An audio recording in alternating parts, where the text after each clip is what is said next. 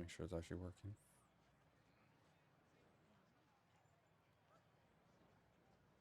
Okay. Okay. Hopefully this thing's working. Okay. Hey YouTube, how's it going? Welcome. You guys are seeing this. If you're watching this on my Twitch stream, nice to see you. Say hi to YouTube. Um, Today we're gonna be talking about Zodiac Extreme, my thoughts on the fight, and just in general, like what I was looking for. We're gonna be watching my clear VOD from my stream as well. Link in the description. Uh, don't mind what's going on in the background. We're definitely not waiting for Chi to spawn. I'm actually in tears. Anyway, let me go ahead and we'll start going through this. So before like as like we were getting like the pre-pull out of the way, I just want to say this fight's not hard. Like this fight's actually pretty fucking easy. Uh, he doesn't do anything. He opens with a few autos. Um, whatever that Cassie just did there, it's basically just Charybdis, reduces everyone to 1 HP. It's just a little heal check, but we had Sage and Astro, and Sage is apparently bonkers right now. You'll even see it later when we see the Aquamorn stack, or the Aquamorn like stack, whatever the hell. I think it's called Styx. We take like no damage from it. So right here, we see the first new mechanic. I hate to call it new because it's not really new, but he basically, if you remember the summons from the normal difficulty of this fight, but it was only just like the Bahamut's and snakes. There's a new summon now, and it's these what I called mini Garudas, because I know there's an actual name for them, but I just don't know the fucking name for them, so I just call them mini Garudas.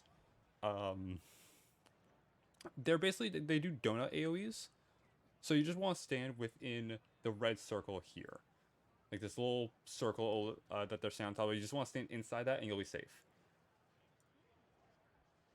This is not a guide video for a record. After that, it's followed up by Styx, and once again, you can see this. If you look at the party frames, you can see most of us are barely taking any damage. In fact, I took that last hit from Styx was the only bit of actual damage I took from it, and I barely had any shielding. Sage's shields are freaking powerful, it seems. Or maybe I'm just good at the video game. I don't fucking know. After that, he does Ania, where he just the tank buster. You do want to swap right after it though, because the tank that gets hit with the buster gets a debuff. I don't know how well you can see it because I know I'm trying to keep an eye on my game here because I'm waiting for Chi to spawn. But from what I've heard, like this debuff basically just means like if you take any more attacks from Zodiac, you just die. So you want to swap right as the tank buster is about to finish casting, and just pray you got it right, otherwise you might be fucked. Exoterics, uh, basically he's got two forms of exoterics he can do. He's got triangle and he's got square. If it's triangle, you want to go towards it and be like more leaning towards like the sides of it, otherwise you will get clipped by the triangle AoE it spawns. Or if it's a square, you just want to be on the other side of the arena where the square spawns, because the square covers half of the arena. He will start mixing and matching the triangle and square exoterics along with other mechanics later on, which remember how I said earlier this fight's not hard, it's just scary? Yeah, that's why he starts mixing and matching for fun. We'll get to that. We'll get to more to that later when we see more of the fight. I also apologize for any cringe fucking uh, camera positions I have, because this boss is huge. It's hard for me to get a good angle. Zodiac is fucking massive. My guy is quite large. Paradigma, as I called it, this is the new one.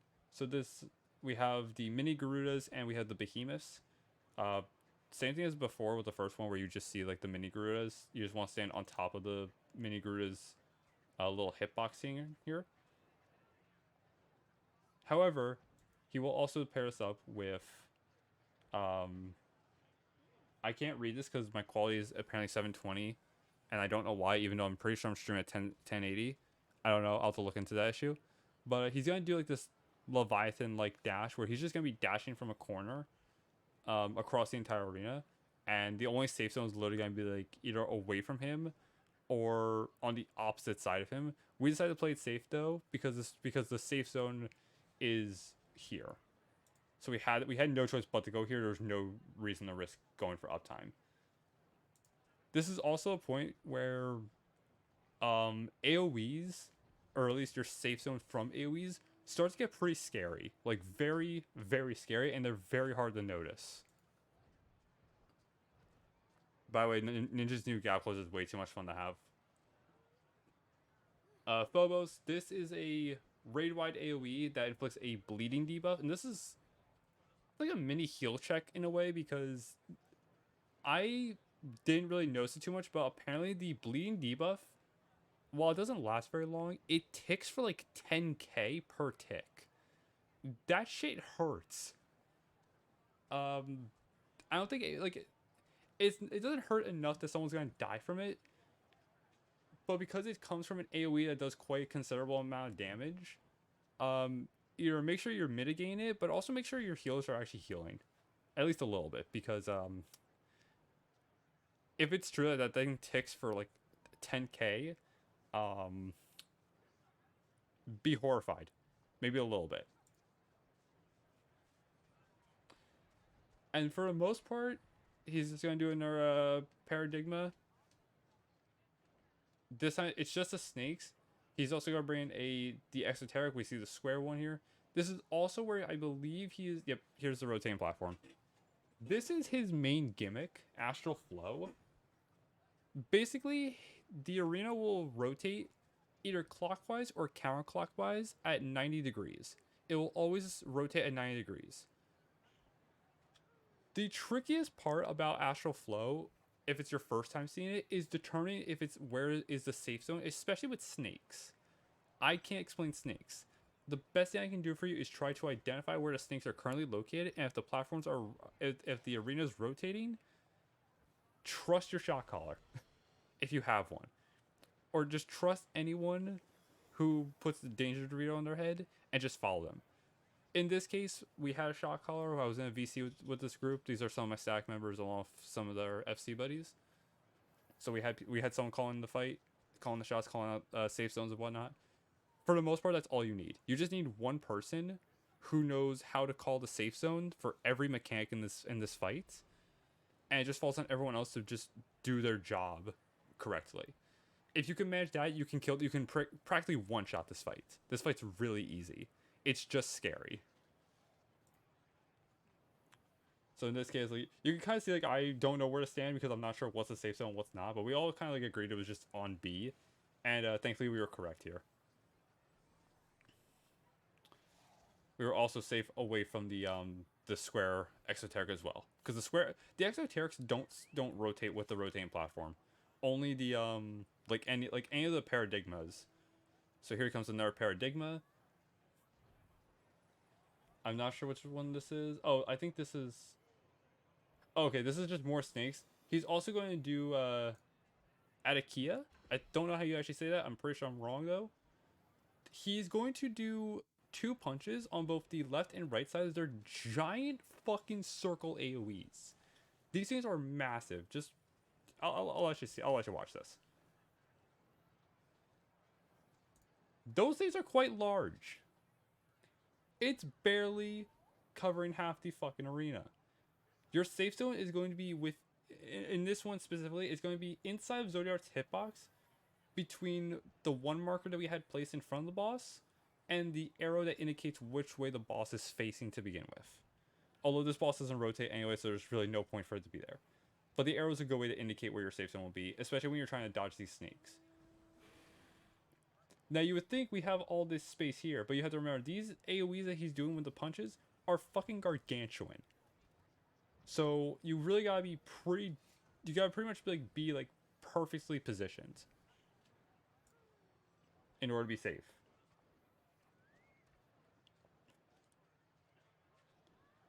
I think this is the point where we get into ads. Yep, here's ads. So this is a new face of the fight. The ads. I don't really know how to explain ads other than that you just want to burst. Or okay, you don't want to go into like a burst phase, but you want to burst down the 4 orbs that spawn before hit before Zodiac's power bar is 100%. If it is 100%, you will just wipe. However, you would think, okay, we're just dealing with the ads. Zodiac's no longer targetable either during this party. It's like, okay, this should be easy.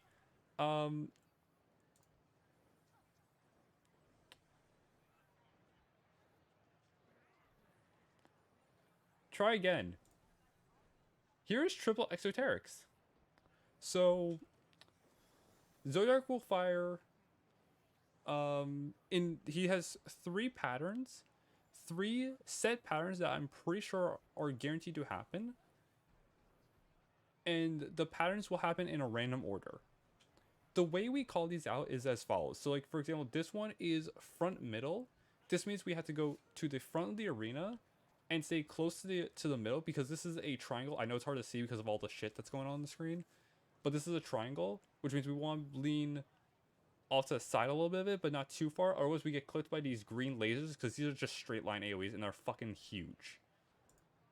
So there's that. You kind of see like, oh wait, no, I'm sorry, I'm wrong. This is actually back mill because that's square. I can't interpret my colors very well, as you can tell.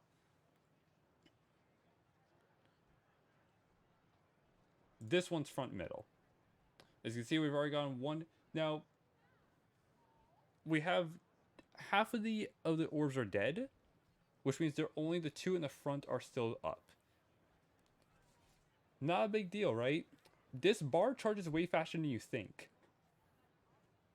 If you are not like on top of DPSing the orbs the frame they spawn, you will either wipe or be damn near close to wiping.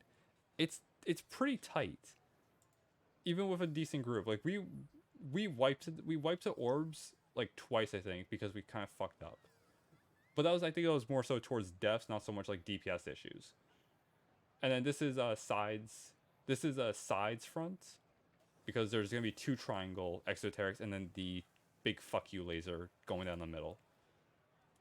At this point, now you'll notice that that last pattern didn't go off. If you destroy all the orbs before that mechanic finishes, like with all the triple exoterics, it will just automatically cancel, no matter what. It'll cancel mid-cast if it has to. And then you just stack together, you shield and mitigate, heals through his ultimate. If you killed all the orbs before the bar reached 100, you're surviving. You're fine. It doesn't matter here. Any day he would like to be targetable would be awesome. Now, we made the very specific call. I obviously don't have audio playing. I'll let this keep playing, actually. I don't have audio on, but if you want to hear the comms, you can go to the original video. We make the call to not burst here because immediately after his ultimate, he goes into Astral Eclipse. If you remember this from normal, imagine this again, but with more stars in each pattern. And I've seen people get tripped up by these, so I'll try to explain this as best as possible, but also in the stupidest way possible. Okay? Imagine that the stars that spawn are tripping onto the arena. So for example, if you look at the star pattern that we have here, I know it's hard to see because of the text box, because Zodiac likes to talk. As you can see, we're running towards, what is this? This is 3. We're looking directly at where the star pattern is going, and again, put the mentality that the star pattern is tripping onto the arena. If you put that mentality towards what you're looking at here, you can now automatically identify that the safe zone is going to either be 3 or 4.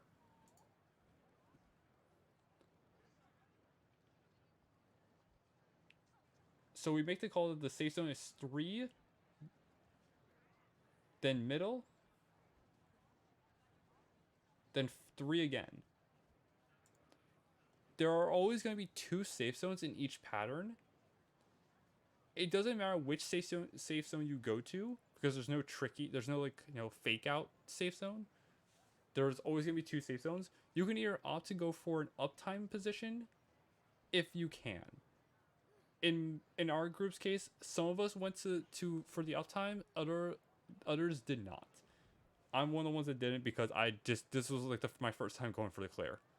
So I didn't want to risk fucking it up because I thought going for uptime would be better. I just wanted to play it safe, which is usually what I do on my first clear. after a while, that like, after a few runs, that's what I do. He will also follow up with triple exoterics, but this time it's just 3 giant fuck you lasers. However, 2 will spawn first, and then another one will spawn shortly after with a brief delay. You need to identify which ones are going to go off first, and stay in the one that's supposed to go off last. And then just, slide in. In my case, I'm a brick, and I got hit by the first one because I wasn't fully paying attention, and also the snapshot is whack. Or at least it feels whack. That's not the only time, by the way, I get cheesed by a snapshot. Because I do die on this run because of a weird snapshot. But that's not until like the next astral eclipse. Once again, he just does paradigmas. It's you can see we have the 2 mini Garudas and 2 Behemoths. I think this is also the first time. Yep, here it is. So let's break this down little by little. He has Behemoths, mini Garudas.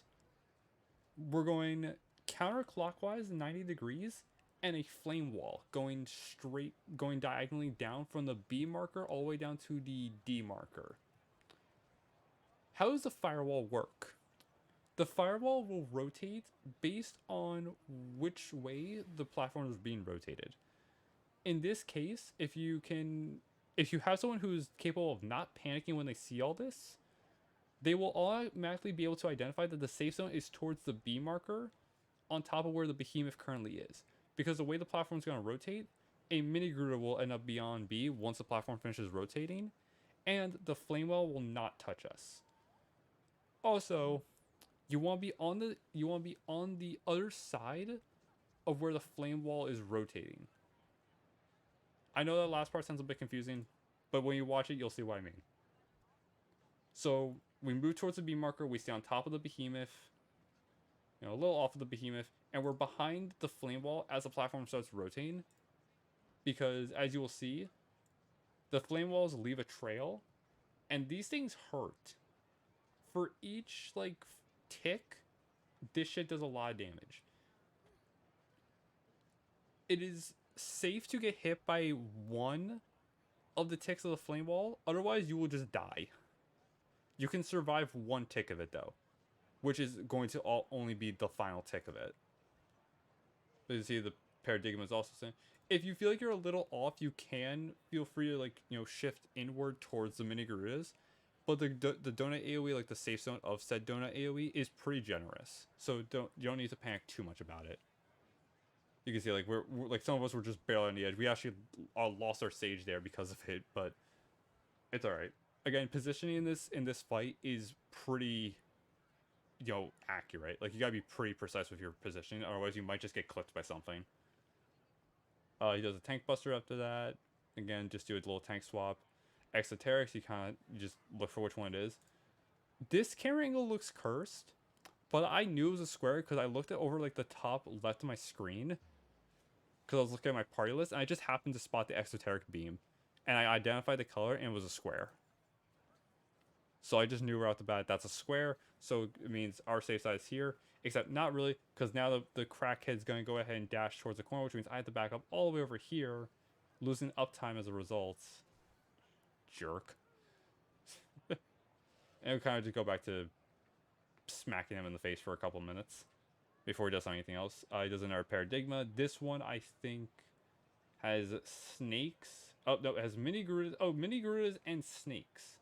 And rotating platforms and flame wall. We identified that the safe zone is towards the A marker on the, yeah, right around here is pretty much exactly where you want to be.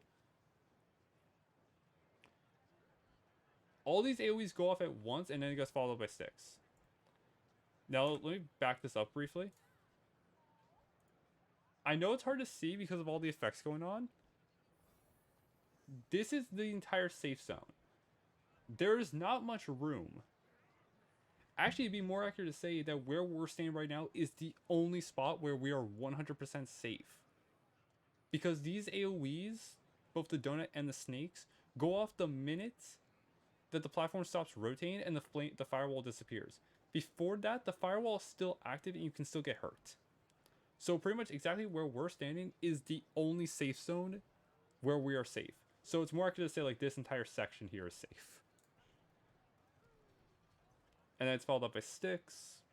And just shield and mitigate. You can see I have a lot of mitigation going on. I even popped shade shifts because I could. Once again, you see this attack does no fucking damage as long as you have really good healers and, you know, good mitigation. He's got another Exoteric.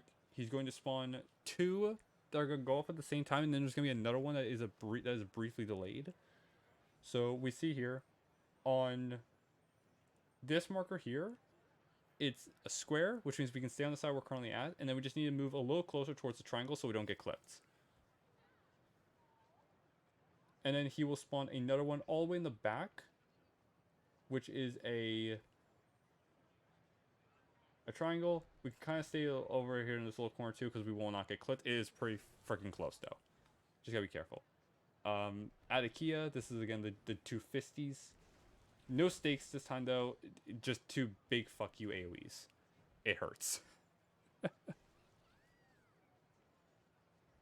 And then he goes into his second Astral Eclipse, where he will just fly around the arena briefly, putting stars up.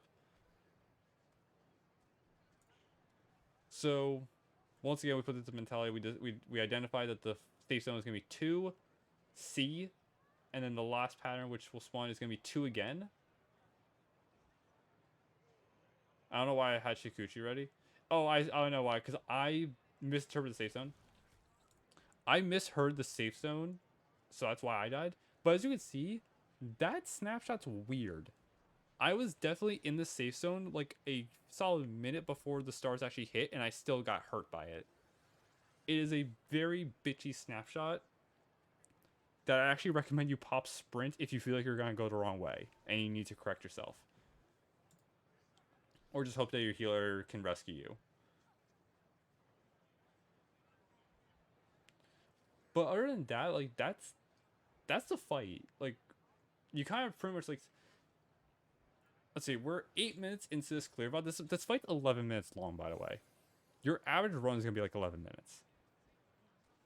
It would be accurate to say, though, that after you've gone past like the 5 or 6 minute mark, you've seen the entire fight. It's now just the rest of the fight on loop, for the most part. It's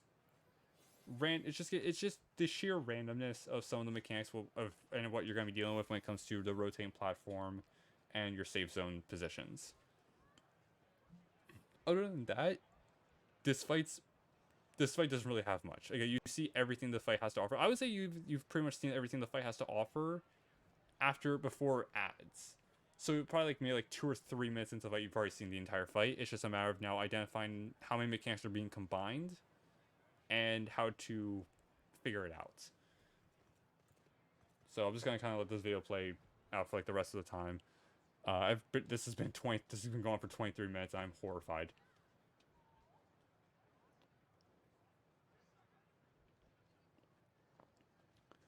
Once again, our paradigma. And Exoterics is a triangle, which means we need to move close to it. Platform is also going to be rotating with the flame wall. There is just snakes, I believe. It's hard to see. I see some groups don't even use markers at all because sometimes the markers can block your view of the snakes. Oh yeah, he has this too, where he just spawns AoEs underneath you 3 times. You just keep moving, and then he follows it up with sticks. And that's pretty much it. At this point, he just starts looping the rest of his phase until he's dead or until he enrages. We never saw enrage though. We killed, like, despite the amount of deaths we had, we never saw enrage. I'm not sure what his enrage timer is. If I had to guess though, I want to say it's maybe like, we were probably maybe like a minute or so away from enrage, maybe even sooner. I'm not sure how far away we were from enrage. Paradigma. This is the mini Gruas and Behemoths. We got the square. This is pretty easy. We know this one's going to be rotating. There's no flame wall to worry about. Oh, wait, nope, I lied. There is a flame wall. So we had to be pretty precise with our position. I think there were no snakes in this pattern, no. I think if there were snakes, though, this would be cringe as fuck. Yeah, The only thing we have to worry about was the flame wall there. Phobos, this is the AoE with the bleeding debuff that hurts. So just a little bit of a mini heal check if you're, you know, stay on top of it. It definitely doesn't look like it ticks for that much, if I'm being honest, looking back at this now.